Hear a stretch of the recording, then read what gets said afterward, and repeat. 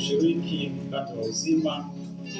Bwana, tunakuomba ya kwamba utatawala angalia, utatawala mawazo yetu, utatawala mioyo yetu, nafsi zetu, roho zetu, ili kwamba tukaweze kupokea maradufu katika neno lako kwa utukufu na sifa za jina lako. Roho Mtakatifu, nenda ukaitawale anga hii, kawe tulivu na amani. Tunakataa kila maroho ya usingizi na kila hali ambazo wakumba watu neno lako linapopita katika maisha yao.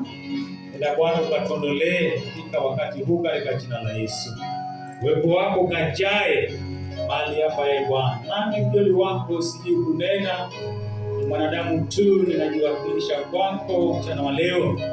Na Bwana ukanitumie kama chombo mikononi mwako, uweza kupitisha ujumbe ulioandaa siku ya leo kwa ajili yetu, ya kwamba kila mmoja wetu Bwana anataka kupokea nijaze yaliyo maneno yako katika kinywa changu. Roho Mtakatifu, nenda ukatawale kinywa changu nikaweze kuyanena yaliyo yako na kutoa yaliyo yako katika kinywa changu. Maana Bwana ni neno lako lilo na uzima. Sitaki kuyanena yaliyo yangu, lakini yaliyo yako tu. Nakufika kwa Bwana ukaweze kusimamisha kwa utukufu na sifa za jina lako. Kurehemu tunaomba ukasikie maombi yetu kwa jina la Yesu tumeomba.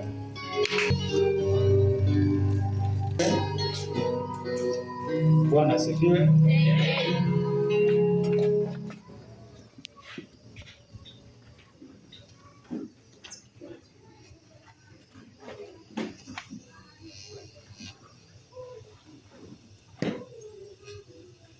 Bwana asifiwe. Amen. Haya basi, ni wakati mzuri wa kuweza kushiriki katika neno la Bwana. Naomba niweze kupewa hii taa sababu. Asante. Bwana asifiwe. Haleluya. Naamini ya kwamba tuko vizuri. Tutajaribu tu kwenda kwa haraka sababu especially watu wakiambiwa kwamba kuna kitu kanatayarishwa mahali, mara nyingi huwa basi wapo pale. Na ndio sababu unaona hata watu wakienda kwa harusi, huyu wanaenda kushuhudia na nini, lakini kitu gani huwa wanataja sana hapo? Pilau. si mchezo. Pilau na soda na biriani na hii nyingine. Bwana asifiwe. Ameongeza hivyo. Haleluya. Watu wakienda kwa harusi huwa sasa akili wako kwa harusi, lakini wanajua mwisho wa siku lazima kuna pilau. Hata ukialika mtu kwa harusi nasikia anakwambia utakuja kula pilau. Wakwambia utakuja kwa harusi, nakwambia atakuja kula pilau. Sasa unashika kule, najua akili sahihi. Tena leo nilisema sijui kama niandaliwa hii. Ile nyama unakula kichwa mpaka mkia. Si nyama nzuri hiyo. Hiyo iko vizuri sana hiyo. Iko vizuri. Amen. Amen. Amen.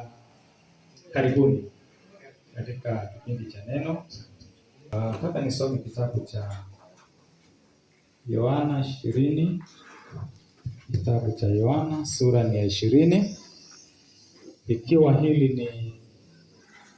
Ikiwa sasa limepita juma tangu tulipoadhimisha sikukuu ya Pasaka ya kufufuka kwa Yesu. Ijumaa njema ilikuwa ni kufa, na Jumapili iliyopita tukawa tunaadhimisha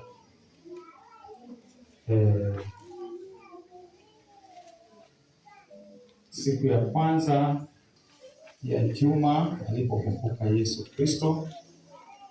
Na hivyo basi leo imepita juma moja tangu tulipoadhimisha sikukuu hiyo. Kwa hivyo tunaangalia ni mambo gani ambayo yanaendelea kujiri katika neno la Mungu. Babli Evans, Babli, kama si jina lako Babli. Haya. Kwa Babli toka hapa. Kwa kitu kingine kama hizo vitu za wakubwa. Alafu nyinyi karibu tukisambiana kwa utulivu. Amen. Bwana asifiwe. Amen. Okay. So nimesema kwamba ni wiki moja imepita tangu tumeadhimisha sikukuu ya Pasaka, na kama ilivyokuwa wakati wa Yesu kuna yale ambayo yalijiri.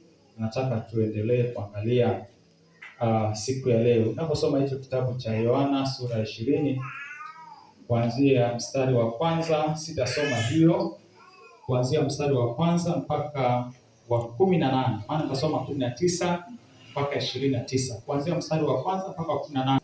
Sana. Wewe ulisema you are a lawyer, you are called justice. Mimi nitakushtaki. Bwana asifiwe. Sio ni lawyer. Ndio, asubuhi. Bwana asifiwe.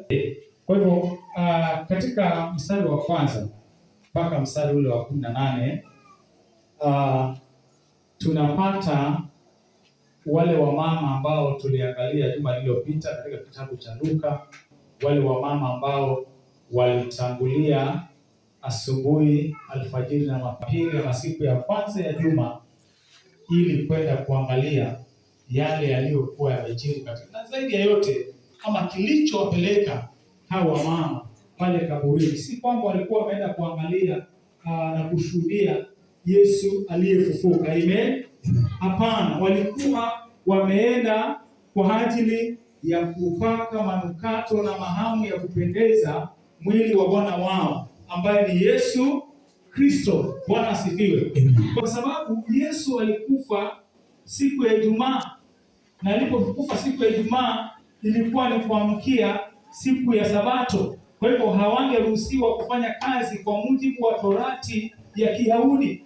Kwa hivyo alipokufa hawakupata nafasi yoyote ya kuweza kupatia heshima ya mwisho mwili wa Yesu Kristo. Bwana asifiwe. Kwa hivyo ilipopita ile siku ya Sabato, siku ya tatu wakarauka asubuhi na mapema, si kwenda kushuhudia Yesu aliyefufuka, lakini katika mioyo na nafsi ilikuwa wamebeba manukato, mahamu, gari ili kwenda kupaka mwili wa Yesu kwa ajili ya maziko ya heshima. Bwana asifiwe. Kwa hivyo tuliona katika kitabu cha Luka, na hapa pia katika hii kitabu cha Yohana nimesema sitasoma kuanzia mstari wa kwanza mpaka mstari wa 10. Narudia jambo hilo. Nasema kwamba alifika pale na inaonekana kiongozi wao alikuwa ni Maria Magdalene. Maria Magdalene alikuwa anampenda Yesu sana. Haleluya. Alikuwa anampenda sana. Na mahali pengine nasema kwamba Yesu alimtoa pepo 7. Haleluya. Kwa hiyo alikuwa anakumbuka yale ambayo Yesu alimfanyia, ikawa inamuumiza katika moyo wake ya kwamba Bwana wake amekufa. Haleluya. Kwa hivyo ukisoma hapo inaonyesha vile Maria Magdaleni akiwa na wale wa mama japokuwa angaziwi, alivyorauka asubuhi na mapema kwenda katika kaburi la Yesu ili kuweza kupaka mafuta na mahamu na manukato ya kupendeza. Lakini Biblia inasema kwamba Maria Magdaleni alipofika pale, alilipata kaburi liko wazi na akalichungulia na akabakia pale kaburini anaangalia. Akasema, wamemweka wapi Bwana wangu? Haleluya. Nataka mnionyeshe walipomweka. Amen. Kanisikie imani yako. Kwani shida iko wapi na chakula itapikwa? Haleluya. Wewe. Amen. Bwana asifiwe. Amen. Amen. Maria Magdaleni akafika pale kaburini, akalipata liko, akachungulia, akaona watu wawili, mmoja amekaa upande wa kichwani na mwingine upande wa miguuni alipolazwa Yesu, lakini kaburi ni wazi. Maria Magdaleni akabakia pale. Ukisoma hiyo kitabu mstari wa 1 mpaka 18, akaanza kulia, akasema, unionyeshe wamemweka wapi Bwana wangu? Anauliza wale malaika. Haleluya. Akatalia pale. Hii imani ya Maria Magdaleni huwa inanitia moyo. Sijui kama wewe unaweza enda kukatalia kaburini, mahali ambapo ni makaburini, unalia kabisa kwa sababu ya upendo Maria Magdaleni aliyompenda Yesu, na amefika pale kwa ajili ya kumpaka mafuta ya bei ghali na amepata mwili hauko. Maria Magdaleni amekatalia pale. Anapoona watu wawili pale, asijue ni malaika wamevaa nguo nyeupe, anauliza, anamwambia, nionyeshe mmeweka wapi mwili wa Bwana wangu. Haleluya. Na tunaona kwamba Maria Magdaleni baada ya hapo Yesu anamtukia, na baada ya hapo ndio matukio yanayofuata yanaelezewa pale kuanzia mstari wa 19 hiyo sura 20. Na Bwana anasema hivi: ikawa jioni ya ile siku ya kwanza ya juma, walikuwa pamoja, milango ikiwa imefungwa kwa kuwaogopa Wayahudi. Naye Yesu aliwatokea, akasimama akasema, amani iwe nanyi. Baada ya kusema haya, akawaonyesha mikono yake na ubavu wake. Wanafunzi wake wakafurahi sana walipomwona Bwana. Yesu akawaambia tena, amani iwe nanyi. Kama vile Baba alivyonituma mimi nami nawatuma ninyi. Naye alipokwisha kusema haya, akawavuvia, akawaambia, pokeeni Roho Mtakatifu. Mkimwondolea mtu yeyote dhambi zake zitaondolewa, na yeyote msiyemwondolea dhambi zake hazitaondolewa. Lakini Tomaso aliyeitwa Didimasi, yaani Pacha, mmoja wa wale 10 nao Yesu alipokuja, hivyo wale wanafunzi wengine wakamwambia, tumemwona Bwana. Lakini yeye akawaambia, nisipoona zile alama za misumari mikononi mwake na kuweka kidole changu kwenye hizo alama za misumari na mkono wangu ubavuni mwake, sitaamini. Baada ya siku 8 kama leo, baada ya siku 8 wanafunzi wake walikuwa tena pamoja ndani ya nyumba, naye Tomaso alikuwa pamoja nao. Ndipo Yesu akaja, milango ikiwa imefungwa, na kusimama katikati yao akisema, amani iwe nanyi. Kisha akamwambia Tomaso, weka kidole chako hapa na uone mikono yangu. Nyosha mkono wako uguse ubavuni mwangu, usiwe na shaka bali uamini tu. Tomaso akamwambia, Bwana wangu na Mungu wangu. Yesu akamwambia, Umeamini kwa sababu umeona. Wamebarikiwa wale ambao hawajaona lakini wameamini. Haleluya, asifiwe. Yes. So Biblia imesema kwamba baada ya kufufuka kwa Yesu na baada ya siku 8 kama siku ya leo, baada ya kuwa Yesu amekufa, amefufuka, kwa sababu Biblia imesema kwamba kwa sababu ya hofu ya Wayahudi, wanafunzi hawa walikuwa pamoja katika kile chumba. Inaaminika kwamba kilikuwa hiki ni kile chumba cha juu ambapo Yesu aliandaa ile meza ya Bwana kabla ya kuwekwa msalabani. Bwana asifiwe. Maana tulisoma kwamba katika kitabu cha Luka 22 ya kwamba kabla Yesu hajaangikwa msalabani aliandaa meza, akawatuma, nendeni katika njia fulani, mkifika pale mtapatana na mtu, mkifika kwa ule mtu muulize kiwapi kile chumba, naye atafanya nini? Ataonyesha chumba cha juu. Na walipofika, yule mtu akawachukua akawapeleka katika chumba cha juu. Inaonekana kile chumba kilisalia mahali pa kukutanika, kwa sababu baada ya pale walipomaliza kutumia ile meza, Yesu alipokamatwa, ikana kwamba walibakia pale wakiwa sasa hawajui pa kuelekea. Bwana asifiwe. Kwa hivyo Biblia inasema kwamba ikawa jioni ya ile siku ya kwanza ya juma, wanafunzi wake walikuwa pamoja, milango ikiwa imefungwa kwa kuwaogopa Wayahudi. Naye Yesu akawatokea, akasimama katikati yao, akasema, amani iwe kwenu. Na ukiangalia neno hili limerudiwa mara 3, mstari wa 26 pia Yesu akawatokea tena akawaambia amani iwe kwenu. Na pia mstari wa 21 hapo Yesu pia akawatokea tena akawaambia amani iwe kwenu. Yesu anapofufuka anafufuka na ujumbe moja, amani iwe kwenu. Haleluya. Kwa sababu hawa watu wako katika hali ngumu. Biblia inasema kwamba walikuwa wamefunga milango. Naendelea tu kuzungumzia kuhusu umuhimu wa Yesu aliyefufuka. Maana inaweza kuwa Yesu wako hajafufuka, lakini mtu ambaye Yesu wake amefufuka anatakikana mambo haya dhirika katika maisha yake. Umuhimu wake ni nini? Biblia inasema kwamba wanafunzi walikuwa bado wamekusanyika katika kile chumba na milango imefungwa kwa hofu ya Wayahudi. Haleluya. Kwa hofu ya watu waliowatesa. Maana Wayahudi walikuwa wanawatesa watu waliojitanisha na jina la Kristo. Kwa hivyo wanafunzi wa Yesu, kwa sababu walijulikana ya kwamba wao walikuwa wanaandamana na Yesu, ama wao walikuwa ni watu wa Yesu wa karibu, walipojua ya kwamba Bwana wao ameshikwa, wakaingia katika chumba cha juu walipokuwa wamekutania kutumia ile meza na wakajifungia.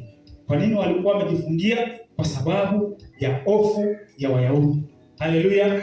Sijui wewe asubuhi ya leo umefungiwa katika hofu gani? Ama umejifungia katika hofu gani? Maana hali zinaweza kuwa ni ngumu katika mazingira ulio nayo. Haleluya. Hali ngumu. Mbele yao wanaona ugumu tu, wanaona giza. Wamejawa na uoga na hofu na wasiwasi. Wanashindwa tutafanyaje?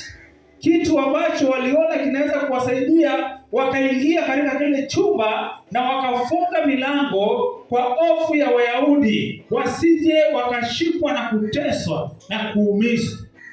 Siku ya leo adui bado anafanya nini? Anatutafuta. Na wengine tumejifungia kwa uoga kama ilivyokuwa na wanafunzi wa nani? Wa Yesu. Haleluya. Tumejifungia kwa uoga. Yesu hazuiliki. Mwambie mwenzako Yesu hazuiliki. Bwana asifiwe.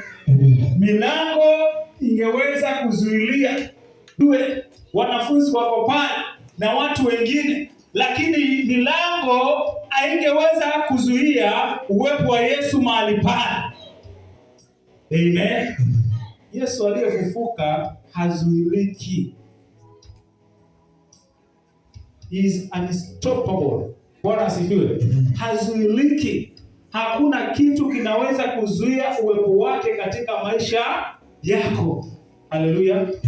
Kwa sababu Yesu aliyekuwa wa kawaida kabla ya kufufuka, mwanadamu wa kawaida. Maana Yesu alipofufuka alifufuka na mwili tofauti. Na ndio sababu kusoma hapo nyuma wakati alipofufuka, Maria Magdalena alipomwona akamwita Maria. Maria akashtuka, "Ai, Bwana wangu." Akamrukia. Yesu akamwambia, "Usiniguse." Bwana asifiwe. Haleluya. Kwa sababu alikuwa amefufuka na mwili tofauti, ambao huo mwili ndio na sisi tunafanya nini? Tunatazamia ya kwamba siku ya mwisho tutafufuka nao. Haleluya. Mwili usiosikia njaa, usiohisi njaa, usiohisi kiu, usiopata magonjwa, usiochoka. Haleluya. Huu mwili na utazamia mimi. Yaani mwili ambao hauhisi njaa, mwili ambao hauna magonjwa, mwili ambao hakuna tena kusikia kusumbuka, ni furaha tu. Mwili wa ajabu. Yesu amefufuka na mwili tofauti na yule Yesu aliyekufa. Sasa wanafunzi walidhani ya kwamba ni yule Yesu wa kawaida. Wamefunga milango. Biblia imesema kwa hofu ya Wayahudi. Kwa sababu hata sisi pia katika manyumba zetu si tunafunga milango. Bwana asifiwe. Tunafunga milango. Especially kwa nini? Kwa sababu ya hofu. Bwana. Si unafunga mlango wewe. Usiku, mchana unaweza lala hata kama kuna joto. Kwa nini? Kwa sababu ya hofu. Bwana asifiwe. Na mwingine akawa ameweka video ya Kikamba anasema, sijui kwa wengine lakini Wakamba wako na hiyo tabia sana. Ingia kwa nyumba siku kama tuseme matoka kazini. Ingia sasa ule wakati wa kulala. Huwa namulika huko kwa mvungu wa kitanda huko. Namulika naangalia. Si huwa kunaangaliwa. Si kama ni kweli, si ndio? Wakamba hivyo sana. Siku kabla kama kuna vitanda watu hawajalala, hiyo lazima utafute taa. Mulike huko chini ya kitanda. Kama kuna kitu. Haya, kama kuko saini, walale. Bwana asifiwe. Kwa sababu ya hofu, wanafunzi wakafunga milango. Hawajui ya kwamba Yesu aliyefufuka hazuiliwi tena na milango, hazuiliwi tena mahali pamoja kama vile ilivyokuwa kabla hajafufuka. Kama angekuwa Jericho, angelikuwa Yerusalemu. Angelikuwa Kapernaumu, hayuko Emau. Sasa amefufuka. Uwepo wake hauzuiliki mahali pamoja. Basi Biblia inasema kwamba walipokuwa wamefunga milango kwa hofu ya Wayahudi, Yesu akawatokea, akawaambia, "Amani iwe nanyi." Ama amani iwe kwenu. Haleluya. Yes. Sijui huko katika hofu gani mpendo. Sijui huko katika wasiwasi gani. Unaona tu kushindwa mbele yako. Unaona tu mauti mbele yako. Unaona tu kutokuendelea mbele yako. Unaona tu hali ambazo hakuna matumaini. Yesu amefufuka. Uwepo wake huko pamoja nao. Anasema amani iwe nawe. Haleluya. Yesu aliyefufuka, uwepo wake hauzuiliki. Anapenya kila mahali. Anataka kukuondolea hiyo hofu. Lakini lazima na wewe uweze kujua kwamba amefika. Amen. Amen. Baada ya kusema haya, sheria inasema hivi, akawaonyesha mikono yake na ubavu wake. Wanafunzi wake wakafurahi sana walipomwona Bwana. Yesu akawaambia tena, amani iwe nanyi. Kama vile Baba alivyonituma mimi ninawatuma ninyi. Haleluya. Yesu aliyefufuka anataka kukuondolea shaka. Amen. Na shaka hiyo tunaona kwamba hapo mbele ukisoma maana Yesu aliwaonyesha mikono yake mahali ambapo alidungwa misumari. Aliwaonyesha. Kwa nini aliwaonyesha mikono yake na ubavu wake? Kwa sababu alitaka kuondolea shaka. Labda wengine walikuwa hawaamini kama ni Yesu. Walikuwa wanadhani ya kwamba ni kiwiliwili chake.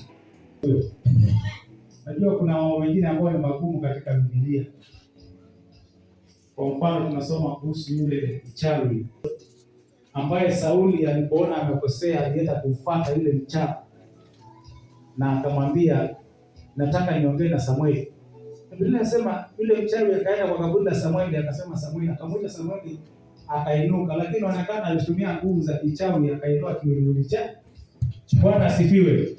Yes. Sasa hapa kwa sababu mazingira ni hayo ya Kiyahudi, inaonekana hapa wanafunzi wa Yesu amewajua ya kwamba wanaweza kuwa wanashaka ya kwamba wanayemuona si Yesu ila labda ni kiwiliwili chake.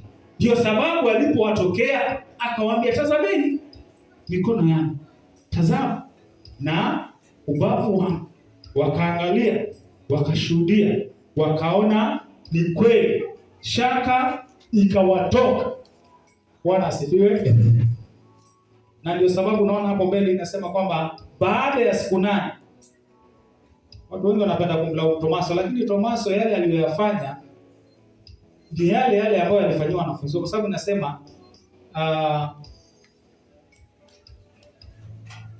alipo huyo mstari wa 24 anasema, lakini Tomaso aliyeitwa Didimasi, yaani pacha mmoja wa wale 12, hakuwa pamoja nao Yesu alipokuja. Hivyo wale wanafunzi wengine wakamwambia, tumemwona Bwana.